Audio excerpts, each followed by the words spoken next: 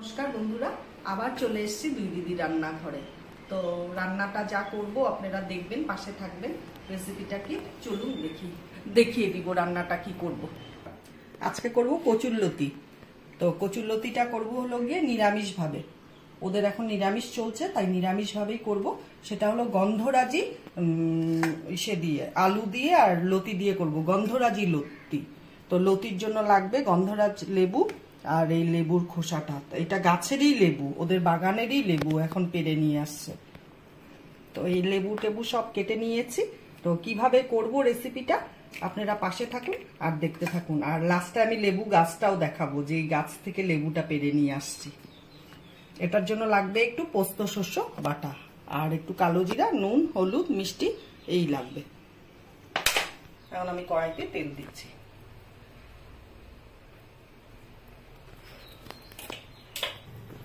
আমার তেল গরম হয়ে গেছে, একটা শুকনো লঙ্কা ফোড়নে দিচ্ছি, কালো জিরা, ও আলুটাও এরকম চিকন চিকন করে কেটে নিয়ে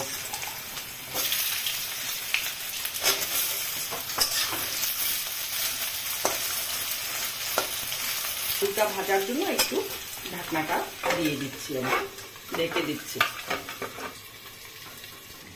যেহেতু গন্ধরাজি লতি করব, সেহেতু আমার গন্ধরাজ লেবুর টুকরোগুলোকে আমি এরকম করে নিয়েছি, একটু গ্রেটারে ঘষে নিব।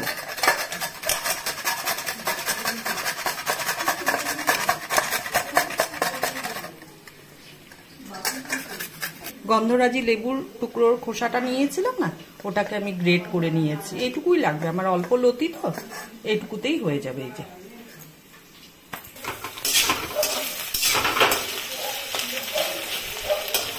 আলুটা ভাজা হয়ে গেছে, এখন লতিটা আমি দিয়ে দিব।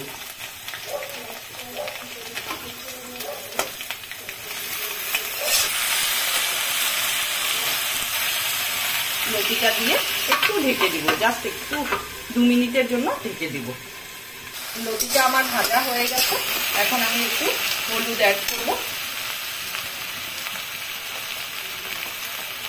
আধা চামচ হলুদ দিচ্ছি আমি।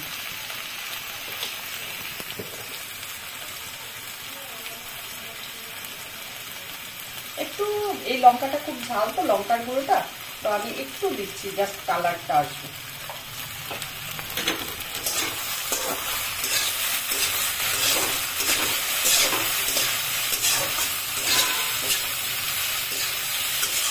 এখন নুন দিব স্বাদ অনুসারে। আমি সবসময় নুনটা বলি, যার যার বাড়িতে যেরকম নুন ঝাল খায় সেরকমই নুন আর ঝালটা আপনারা দিবেন।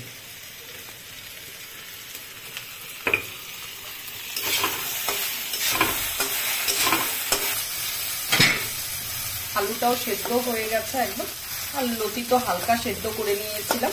লতিও সেদ্ধ, একদম গলে গেলে ভালো লাগে না লতি। লতিটা আমি আগে সেদ্ধ করে নিয়েছিলাম, একটু নুন দিয়ে লতিটাকে সেদ্ধ করে নিয়েছিলাম। লতি সেদ্ধটা আমি দেখাইনি ভিডিওতে, লতিটা আমি আগেই সেদ্ধ করে নিয়েছিলাম। তো এখন আমি এই ফ্রাইটা হয়ে গেছে লতি আর আলুটা, এখন আমি হলো গিয়ে যে পোস্ত আর শস্য বাটাটা দিচ্ছি। নিরামিষ করলে অনেক সময় নারকেল বাটাও দেওয়া যায়, তো নারকেল সবাই খেতে পারে না, গ্যাস হয়ে যায়, তো আমি নারকেল দিচ্ছি না, আমি শস্য আর পোস্ত দিয়ে করছি। শস্য পোস্ত বাটাটা দিয়ে আমি একটু ঢাকা দিয়ে রেখেছিলাম। তা এখন ঢাকাটা খুলে এই যে নাড়াচাড়া করছি। তো এখন একটুখানি নিরামিষ আইটেম তো, একটু চিনি না দিলে পরে ভালো লাগে না, তো তাই একটুখানি জাস্ট টেস্টের জন্য একটুখানি দিব।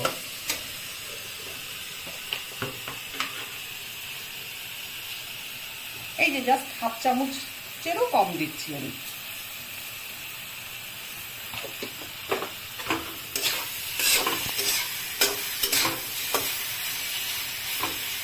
খোসাটা কুড়িয়ে রেখেছিলাম, এই লেবুর খোসাটা আমি দিয়ে দিচ্ছি এখানে।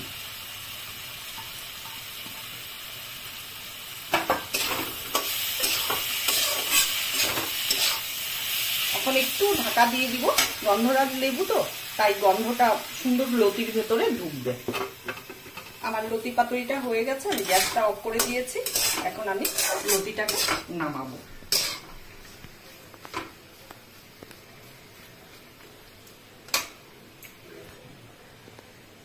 টুকরো লেবুর রস আমি করে নিয়েছি।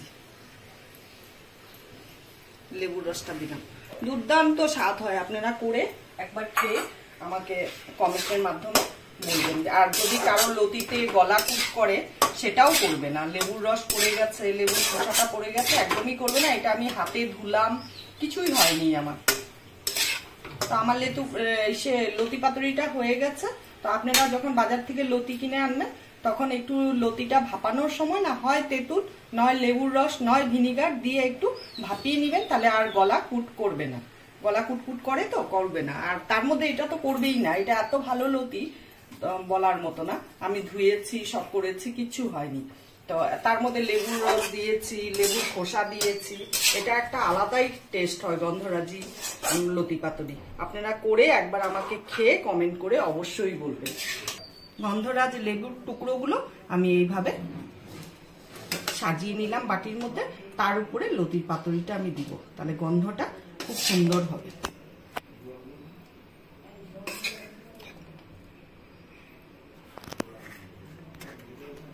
লেবু গাছটা দেখাবো, কোথা থেকে গন্ধরাজ লেবু নিয়ে এসেছিলাম দেখাবো। সব এখানে গেছি, এই যে এই গাছ থেকে লেবু নিয়ে গেছি। এই যে দেখুন লেবু ধরে আছে, গন্ধরাজ লেবু অনেকগুলো আছে, ওই পাশেও আছে। তো কিন্তু বর্ষার জন্য না পুরো জঙ্গল হয়ে গেছে, তার একটু মানে জঙ্গল জঙ্গল লাগছে দেখতে। সব গাছ আছে এখানে।